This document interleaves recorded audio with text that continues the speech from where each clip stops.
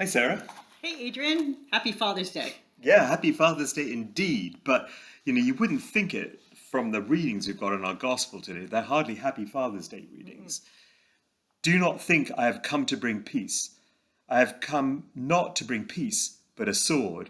For I have come to set a man against his father, and a daughter against her mother. Hardly happy Father's Day. Yeah, and daughter-in-law against mother-in-law. Yep. What is it about daughters that get thrown under the bus in this reading? No, but I think it's dads are getting thrown under the bus on Father's Day. So I guess we both have things to say about this. Probably not the same things. Nope, not at all. I'm sure it's not. So do you want me to go first, or do you want to go first? I'll go first. Okay. I'll go first. That's my Father's Day. I'm talking a little bit in your area of interest, which is Russia. So. Oh yeah. I love Russian history. And, yes, you do, and you like Dostoevsky, right? I do. I love those 19th century Russian authors. Tolstoy's is actually my. Well, that's good to know. That's good to know. So anyway, I'm going to talk a little bit about Mikhail Mikhailovich Bakhtin. Have you ever heard of him? No, I've never heard of him at all. Okay, so his dates. Yeah, he's was born in 1895 and died in 1975, and he is a Russian philosopher. Okay. And he's a literary critic and scholar who worked in literary theory and ethics. I know you're reading this for light reading. I am. It's just what I do in my spare time. Okay. And what I want to do is I just want to mention, I'm going to start off with a question first. Yeah. Okay. And there's like no right answer. There's no trap. Oh, I feel trapped already. Okay. Would you rather be agreed with, or would you prefer to be heard? I like both, really. I like to be heard and agreed with, but I think being heard is pretty important. Yeah, I like being heard. I don't mind if people don't agree with me. I just like to be heard. And sometimes the heart of conflict is that one person wants to be agreed with and the other person wants to be heard. And because the person who wants you to agree with them, they never really see that they can hear you. So that's a hard thing. But I'm going to get to the point where being heard and listening is very important. Okay. So I'm kind of fascinated to see what you say. Where this is going to go. Yeah. So Bakhtin, one of his philosophies was about dialogic truth. And so what he observes is monologic truth. Monologic truth is the kind of truth that is a separate thought. It's just a separate thought, and it can be comprehended by most people who have the intellectual ability. So it's not that. So, for example, you can see this is a Book of Common Prayer, and it's Adrian. So most people would consent to say this is Adrian Robbins-Cole's Book of Common Prayer. Right. Someone else probably wouldn't have a different perspective on this. Right. And that's what was happening in philosophy in the 19th century, is that people were trying to find a unified theory that everyone could agree with. But what Bakhtin observes is that that's just not true. That's not the way the world works. And if you look at the Bible, for example, the problem of the truth in the Bible is that there are contradictions, there are disjunctions, there are multiple perspectives. So, is it like the reading we've just heard just now? Coming to bring discord and not peace and set families against each other. Well, what I hear in that is that Jesus says, Jesus does bring peace, but I think what Jesus doesn't bring is an easy peace. Yeah. That we don't not engage in difficult conversations just to have peace. Yeah. That there's something more important than that. Yeah. And so we're called to engage. So what Bakhtin says, instead of monologic truth, he talks about dialogic truth. And this started to evolve in Dostoevsky's writing. That's where he observed that. And what this means is, I'm just going to give you a quote. The dialogic sense of truth requires a plurality of consciousness. And what that means is that we find the truth in voices that don't agree with each other. Yeah. They don't agree with each other. And that means that truth is always in some sense open and unfinalized. Yep. That it's important for us to be aware of multiple perspectives.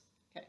So far, so good? So like the father and the son. Yeah, maybe they each have something to say to each other, right? Yeah. Okay. But we know how hard that is, isn't it? Sometimes if you believe something really, really strongly and someone speaks to the contrary, it can get you really angry. It can make your blood boil. Quite a lot of that happening in our country right now. Exactly. Yeah. And sometimes people are actually talking about the same thing. They're just talking about it differently. Okay. So what dialogic truth asks us to do is to be aware of different perspectives, and each perspective having something to contribute to the truth. Yeah. And we know that can be hard in church even. Yeah. and that we don't want people having lots of conflict in the church. We want people to get along. Yeah. But there is a book called How the Body of Christ Talks, and it's an interesting book, and I haven't read hardly any of it. But what it talks about is how do the people of Christ actually talk to each other and listen to each other? Because it's really, really important. Yeah, yeah. And I think that our gospel lesson talks about that today, that we shouldn't have an easy peace. Yeah. We should have heartfelt, open conversations where we hear each other. Yeah. I mean, I think the Anglican Via Media is about that. It's about different voices coming together. And Oh, yes, of course. Yeah. I thought of that. And well, Good also, point. if you remember in our last parish at All Saints in Peterborough, part of our principles in our mission statement was that we valued different points of view, and that we didn't all, and we valued the conversation that came from that. So that seems to really fit in with what you're saying and the Anglican way. Does that mean, like, if you preach something and the congregation didn't agree with it, that would be okay? No, they have to agree and listen. They'd have to hear you and agree. Yeah. Oh, dear. Okay, on to C.S. Lewis. No, I'm kidding. No, but it is Father's Day, so Yeah. I did.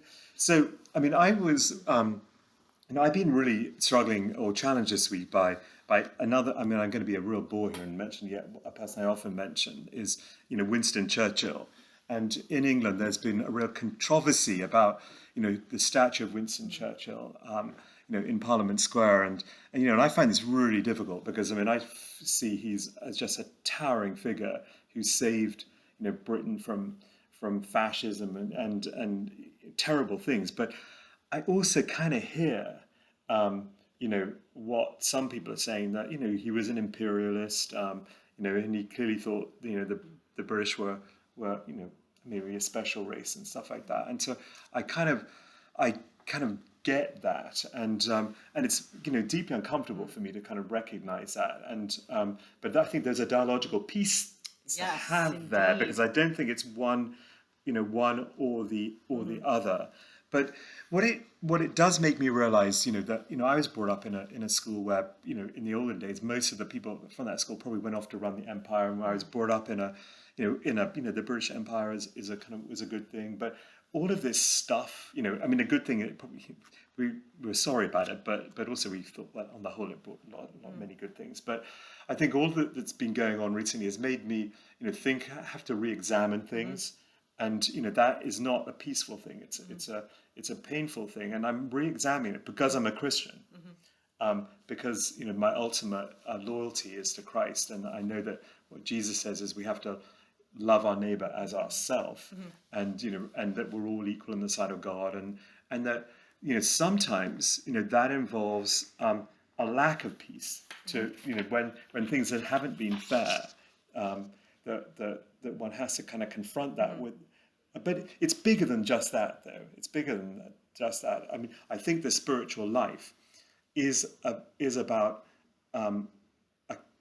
confronting oneself and being confronted about the truth about one's life and one's call from Christ, and that it's not a peaceful thing. So it's not just about fathers being set against mothers, and sons against and us against each other. It's about an internal wrestling with the truth that resides in our own souls, and a need to be honest and clear, and get rid of the things that stand in our way. And earlier this week, I was reading. We celebrated the feast day of Evelyn Underhill. It was a great British mystic in the Church of England, and she laid out her 5 stages of mysticism, of moving closer to the life of Christ. And I'm just going to mention 2 of them, because I know we're almost running out of time here. The first step is awakening, realizing that God exists, and that the joy to discover that there is this God who loves us, and we become awakened to that.